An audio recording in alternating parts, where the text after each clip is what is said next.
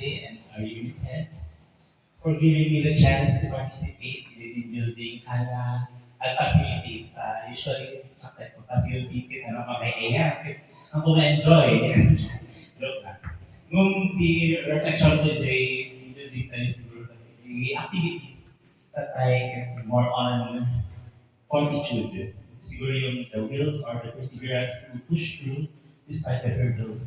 No makikita tayo magkati, or matinag lahat tayo, makis pilutin tayo, paray tayo. Ang tayo no, gusto diay parang mali, at yung mahulog yung balon, tuloy pa rin.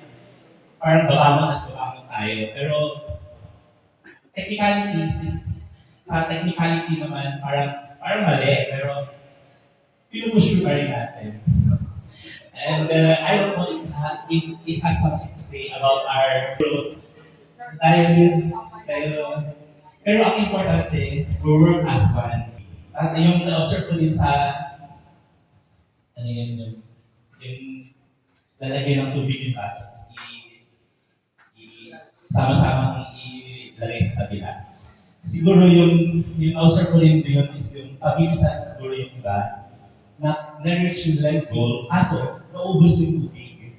Parang konti lang, parang kung nai-reflect ko yun, parang kung sa work natin, kung may goals tayo sa push through, kung ano yung mas marami ba or yung pinakamabilis. Pero I think balance dapat para swak lang.